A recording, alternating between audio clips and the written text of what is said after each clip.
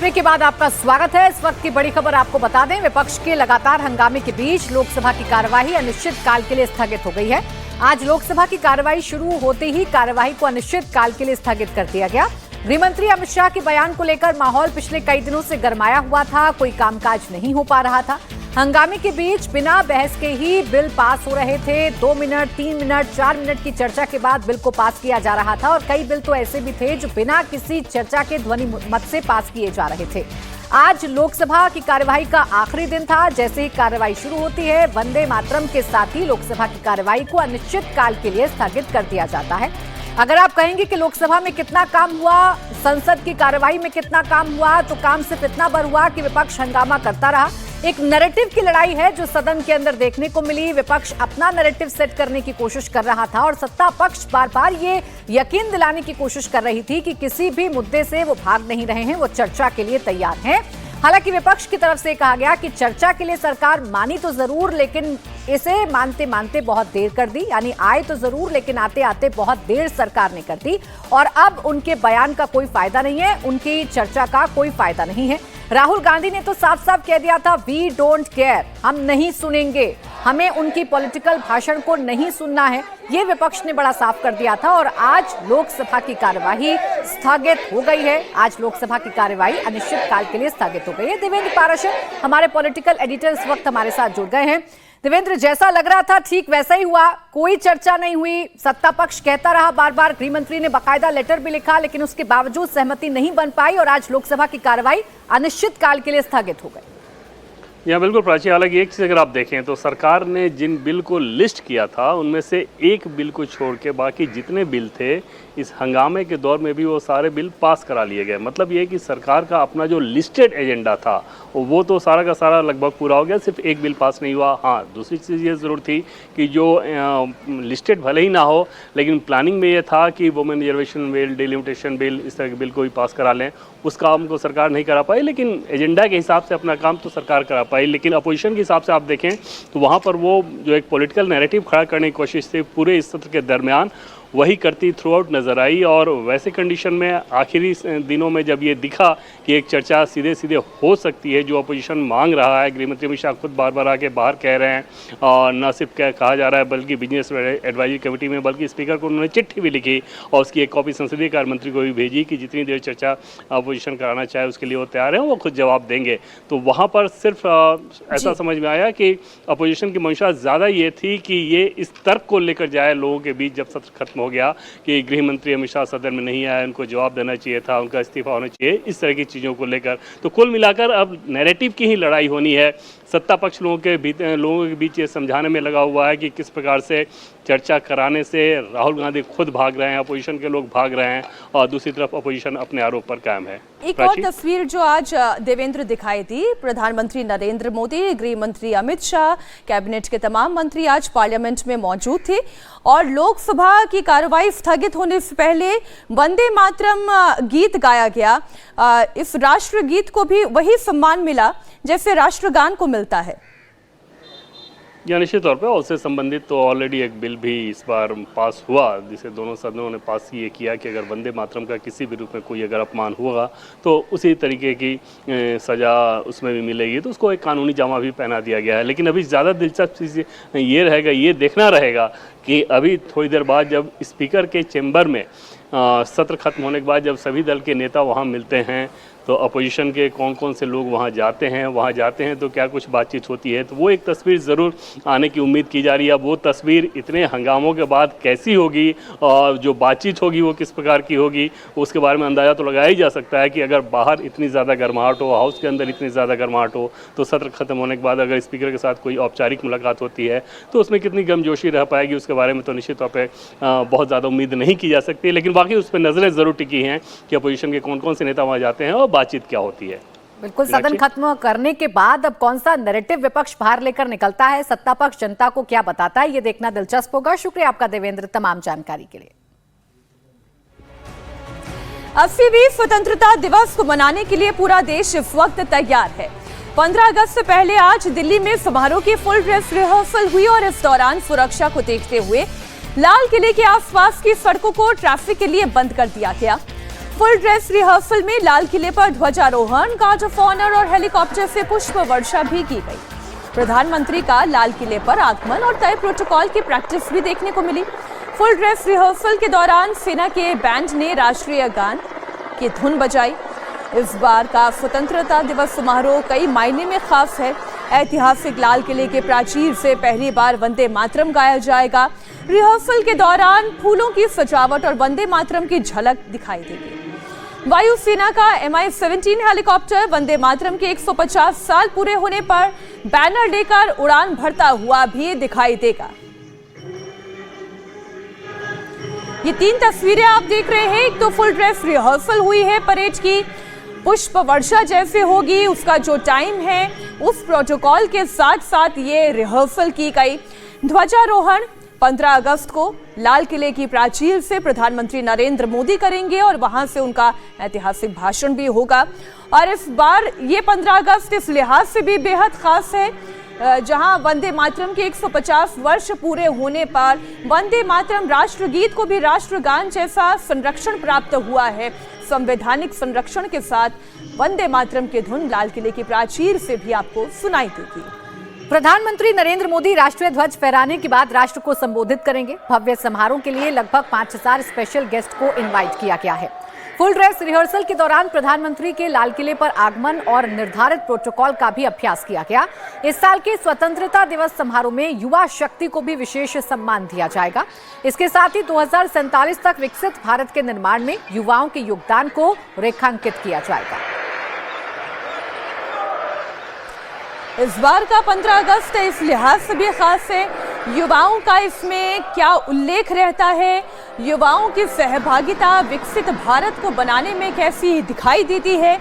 Commonwealth games में जिस तरीके से भारतीय युवाओं ने अपना परचम लहराया, इसका जिक्र भी प्रधानमंत्री नरेंद्र मोदी के संबोधन में जरूर दिखाई देगा। और हाल ही के दिनों में जिस तरीके की क्रांतियां हुई हैं, चाहे वो शिक्षा परीक्षा सुधार को लेकर हो, जेनसी के हुंकार को लेकर हो, ये तमाम बातें आप मानकर चलिए इसका जिक्र जरूर होने जा रहा है प्रधानमंत्री नरेंद्र मोदी के भाषण में। स्वतंत्रता दिवस के समारोह को देखते हुए राजधानी में सिक्योरिटी के फुल प्रूफ इंतजाम किए गए हैं। पुलिस ने पूरे इलाके में 1000 स्पेशल सीसीटीवी लगाए हैं, जिन्हें कंट्रोल रूम से जोड़ा गया है। जगह जगह पर फेस रिकॉग्निशन कैमरे भी लगाए गए हैं ताकि संदिग्ध की फौरन पहचान की जा सके। वीडियो एनालिटिक्स और AI कैमरे भी लगाए गए हैं। दिल्ली पुलिस ने लाल किले के पास एंटी ड्रोन सिस्टम भी इंस्टॉल किया है। पूरे समारोह में सुरक्षा के लिए करीब 20,000 जवानों को तैनात किया गया है। पूरे लाल किले को छावनी में तब्दील कर दिया गया है। सुरक्षा ऐसी है कि कोई परिंदा भी पर ना मार सके। ये 6 तस्वीरें आप देख रहे हैं। लाल किला सजकर तैयार हो रहा है। वंदे मातरम की थीम रहेगी इस बार। वंदे मातरम गीत 150 वर्ष की यात्रा पूरी कर रहा है।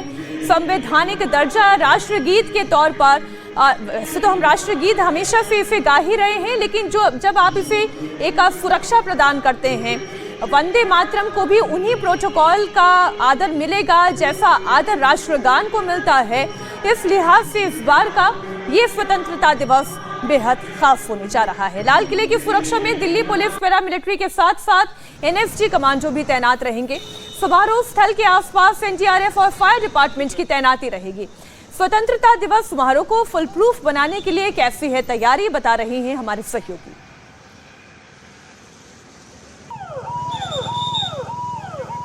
स्वतंत्रता दिवस से पहले पूरी दिल्ली को दिल्ली पुलिस ने छावनी में तब्दील कर दिया है। दिल्ली में चप्पे चप्पे पर इस समय पुलिस बल तैनात है।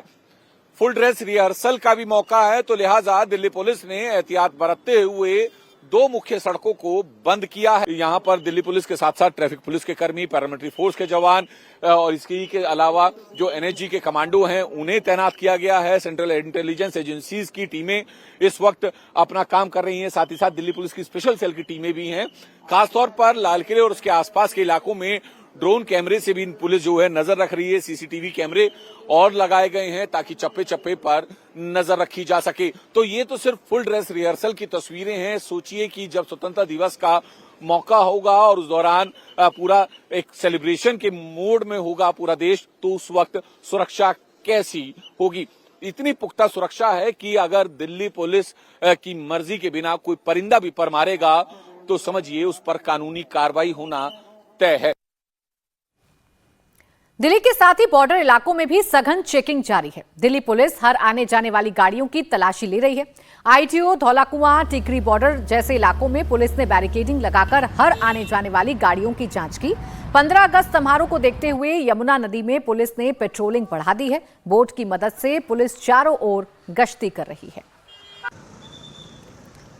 तो दिल्ली को पूरी तरीके से छावनी में तब्दील कर दिया गया है। चाहे आईटीओ हो, लाल किला हो, धौलाकुआं हो, सरोजनी नगर हो, टीकरी बॉर्डर हो या फिर यमुना नदी, हर जगह पर पुलिस की तैनाती देखने को मिल रही है। दिल्ली में आने जाने वाली गाड़ियों की सघन तलाशी अभियान किया जा रहा है। हर गाड़ी को चेक किया जा रहा है। तो यमुना नदी में भी बोट के जरिए पेट्रोलिंग की जा रही है। 15 अगस्त से पहले हर घर तिरंगा अभियान के तहत शहर शहर तिरंगा यात्रा निकाली जा रही है। देश के कई राज्यों में बड़ी संख्या में लोगों ने तिरंगा यात्रा निकाली।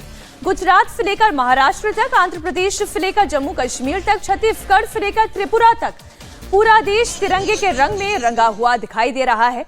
चंडीगढ़ में तिरंगा यात्रा के दौरान वॉकथॉन का आयोजन किया गया, जिसमें सैकड़ों लोगों ने हाथों में तिरंगे के साथ हिस्सा लिया। मुंबई में एनसीसी कैडेट्स ने हर घर तिरंगा अभियान के तहत रैली का आयोजन किया। इस रैली में सैकड़ों छात्र शामिल हुए। मुंबई, रामबन, अहमदाबाद, चंडीगढ़ और छत्तीसगढ़, आंध्र प्रदेश, महाराष्ट्र, सब जगह से जो जो तस्वीरें सामने आ रही है वो हम आपके सामने रख रहे हैं। कहीं युवा दिखाई दे रहे हैं, कहीं छोटे छोटे नौनिहाल दिखाई दे रहे हैं, स्कूल जाने वाले छात्र दिखाई दे रहे हैं और विजयवाड़ा की भी रैली की ये तस्वीर आप देखें। जम्मू कश्मीर के पुंछ में मदरसों के बच्चों ने तिरंगा यात्रा निकाली। इस दौरान पहाड़ी पर बड़ी संख्या में मदरसों में पढ़ने वाले छात्र हाथों में तिरंगा लेकर मार्च करते नजर आए। छात्रों में बुर्का पहनी कई छात्राएं भी शामिल थीं।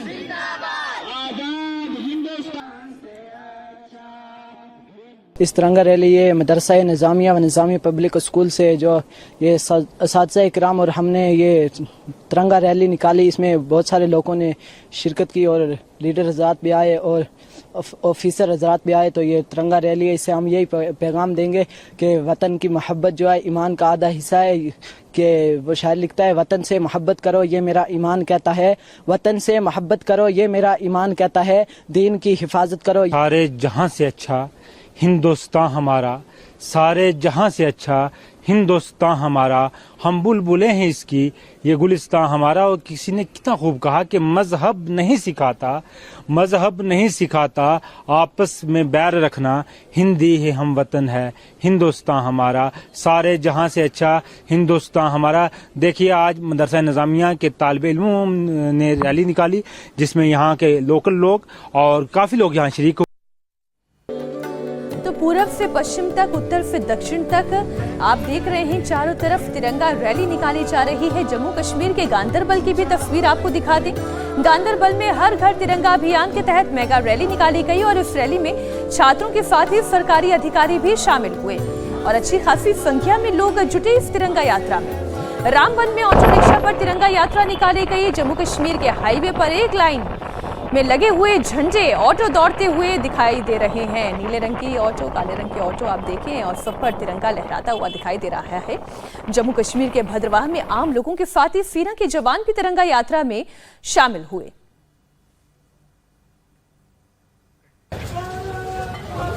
आंध्र प्रदेश के विजयवाड़ा की तस्वीर भी आप देख लीजिए। ये शहर भी तिरंगे के रंग में रंगा हुआ नजर आ रहा है। विजयवाड़ा में बड़ी संख्या में हर घर तिरंगा अभियान के तहत छोटे छोटे बच्चे साइकिल लेकर शामिल हुए। देशभक्ति के नारों के साथ बच्चों ने बड़ी रैली निकाली।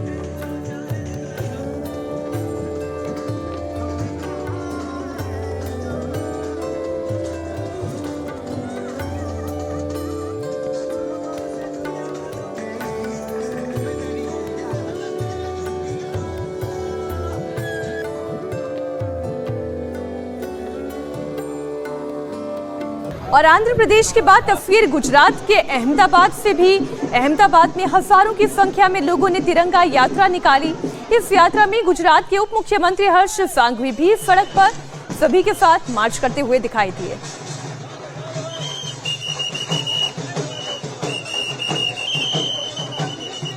गुजरात के बाद छत्तीसगढ़ के नारायणपुर की तस्वीर भी आपको दिखाती हूँ। हर घर तिरंगा यात्रा अभियान के तहत नारायणपुर में बाइक रैली निकाली गई। बड़ी संख्या में बाइक सवार झंडे के साथ ड्राइव करते हुए नजर आए। मिलावटी नकली फूड प्रोडक्ट के खिलाफ एक्शन को लेकर मध्य प्रदेश सरकार ने बड़ा कदम उठाया है। एनालॉग पनीर को एमपी सरकार ने बैन कर दिया है। महाराष्ट्र, छत्तीसगढ़, गुजरात के बाद एमपी चौथा स्टेट बन गया है जहां पर एनालॉग पनीर को पूरी तरह से बैन कर दिया गया है। मोहन सरकार ने मिलावटखोरों से निपटने को लेकर यह कदम उठाया। इसके साथ ही इंदौर समेत कई जगहों पर छापेमारी में मिलावटी पनीर, घी, मिल्क और उसके जुड़े सारे प्रोडक्ट्स को जब्त कर लिया गया है। एमपी के साथ साथ देश के अलग अलग स्टेट में नकली के खिलाफ अभियान जारी है। मथुरा में खाद्य विभाग की टीम ने 1500 किलो नकली पनीर और हजारों लीटर मिलावटी दूध नष्ट कराया। तो लखनऊ आगरा एक्सप्रेसवे पर 434 किलो खोया जब्त किया गया। इस बीच अब मध्य प्रदेश पे एनालॉग पनीर पर प्रतिबंध लगा दिया गया है। सीएम मोहन यादव ने अधिकारियों के साथ बैठक कर प्रदेश में एनालॉग पनीर की बिक्री और इस्तेमाल पर रोक लगाने के निर्देश दिए। इसके अलावा महाराष्ट्र सरकार ने मिलावटखोरों पर मकोका लगाने की तैयारी की है। यानी कुल मिलाकर खाद्य पदार्थों में मिलावट को लेकर प्रशासन अलर्ट मोड पर है और लगातार अलग अलग जगहों पर अलग अलग स्टेट्स में कार्रवाई की जा रही है। मुख्यमंत्री मोहन यादव ने महाराष्ट्र, गुजरात, छत्तीसगढ़ की तर्ज पर एनालॉग पनीर पर प्रतिबंध लगा दिया है। कहा है कि सरकार का ये जोर प्राकृतिक तरीके से दुग्ध उत्पादन पर बढ़ावा देना है और उसी से क्वालिटी पनीर तैयार किया जाएगा। मध्य प्रदेश में डेयरी प्रोडक्ट को बढ़ाना मकसद है। अभी इंदौर में किया गया 450 किलो का मावा जब्त हुआ और इंदौर डिस्ट्रिक्ट और आसपास के इलाकों में एनालॉग पनीर के कई बड़े यूनिट लगे हुए हैं जहां वनस्पति स्टार्च केमिकल का इस्तेमाल किया जाता है। मध्य प्रदेश के अंदर हमने ये निर्णय किया कि एनालॉग पनीर को हम इसको हतोत्साहित करेंगे, इस पर प्रतिबंध लगाएंगे। ये जैसा बाकी राज्यों के साथ ध्यान में आया है कि हमारे यहाँ प्राकृतिक रूप से जो दूध के उत्पाद है उनकी शुद्धता के बलबूते पर हम अपने राज्य की पहचान बनाएंगे। दूध का उत्पादन बढ़ाने की दिशा में हम आगे चल रहे हैं, लेकिन किसी प्रकार की इस प्रकार की गतिविधियों को हम बढ़ावा नहीं देंगे। और अब खबर यूपी के मथुरा से, जहां कपड़ों में चमक लाने वाले रानीपाल केमिकल के इस्तेमाल से पनीर बनाया जा रहा था। खाद्य विभाग की टीम ने मथुरा जिले में छापेमारी कर 5.5 लाख से ज्यादा के मिलावटी पनीर और दूध को जब्त किया है। स्पॉट से 1500 किलो नकली पनीर और 3000 लीटर मिलावटी दूध जब्त किया गया है, जिसे प्रशासन ने मिट्टी डालकर नष्ट करवाया। पनीर बनाने में इस्तेमाल किए जा रहे सोयाबीन, रिफाइंड ऑयल और एक केमिकल समेत दूसरे सामान को भी सीज किया गया है। टीम ने पनीर, दूध, refined, palmolein oil, soybean, Ranipal chemical और स्किम मिल्क पाउडर के कुल 8 नमूने लिए। इसके अलावा चेक बाजार से मिश्रित दूध का एक नमूना भी लिया गया है। सभी 9 नमूने जांच के लिए सरकारी लैब भेजे जा रहे हैं। लखनऊ आगरा एक्सप्रेसवे पर खाद्य सुरक्षा की टीम ने बड़ी कार्रवाई की। यहां एक वाहन से ले जा रहे करीब 434.4 किलो खोया जब्त किया गया। इसके 4 नमूने जांच के लिए प्रयोगशाला भेजे गए हैं। ये कार्रवाई सूचना के आधार पर सहायक आयुक्त की अगुवाई में की गई। एक गाड़ी को रोककर तफ्तीश शुरू की गई। निरीक्षण के दौरान वाहन से 6 बोरियां बरामद हुई और सभी बोरी में 50 किलोग्राम खोया था। इसके अलावा 24 पॉलिथीन पैकेज भी बरामद हुए। इनमें प्रत्येक में लगभग 5.6 किलोग्राम खोया था। कुल मिलाकर टीम ने 434.4 किलोग्राम खोया बरामद किया।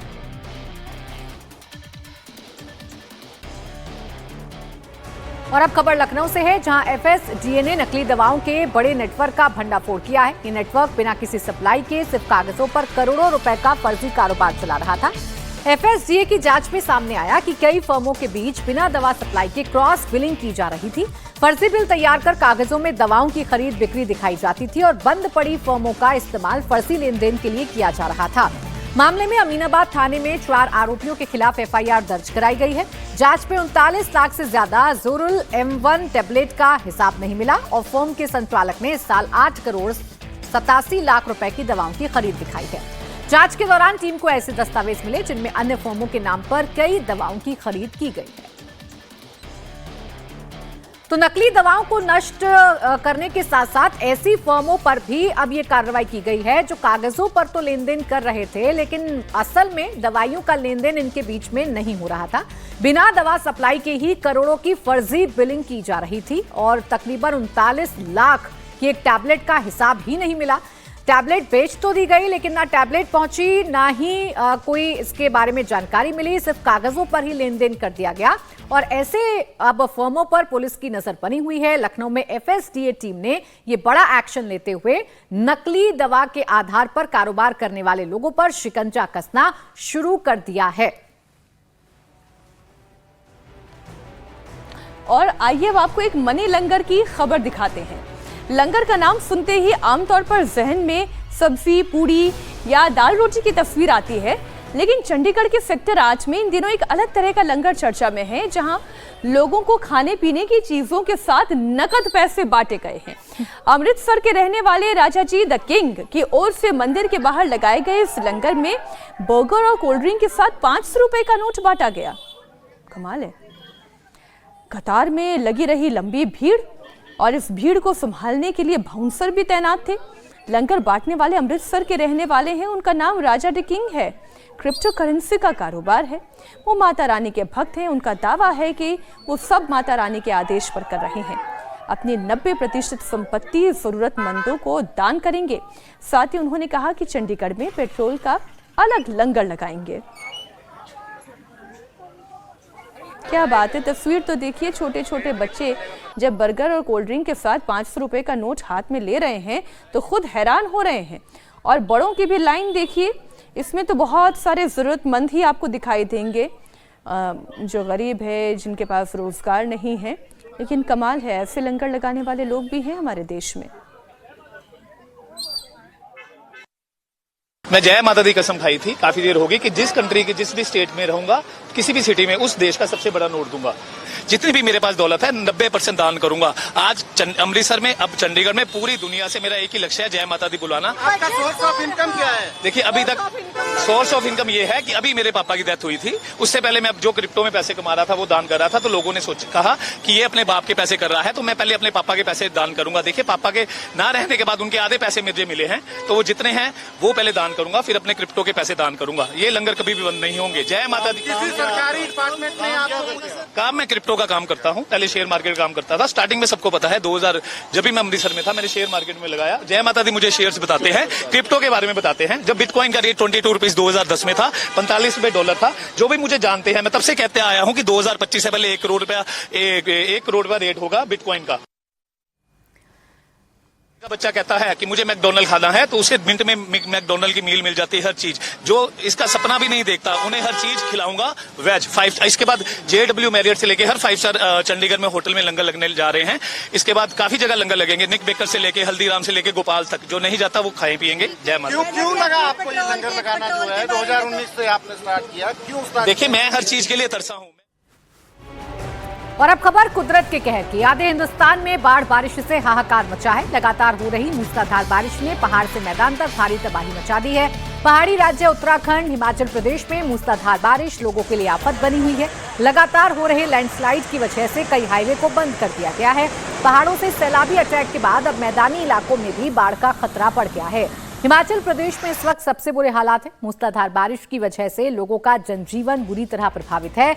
सड़कें समंदर बनी हुई हैं। चाहे महाराष्ट्र हो या गुजरात, उत्तर प्रदेश हो या उत्तराखंड, शहर शहर बादलों का डेरा है। आसमानी प्रहार से असम के कई जिले बाढ़ की चपेट में हैं। आज भी यूपी, दिल्ली, हरियाणा समेत कई राज्यों में बारिश का अलर्ट जारी किया गया। हिमाचल प्रदेश में लगातार हो रही मूसलाधार बारिश से हालात बिगड़ते जा रहे हैं। लाहौल स्पीति में चंद्रभागा नदी का बढ़ा हुआ जलस्तर खतरे के निशान को पार कर चुका है।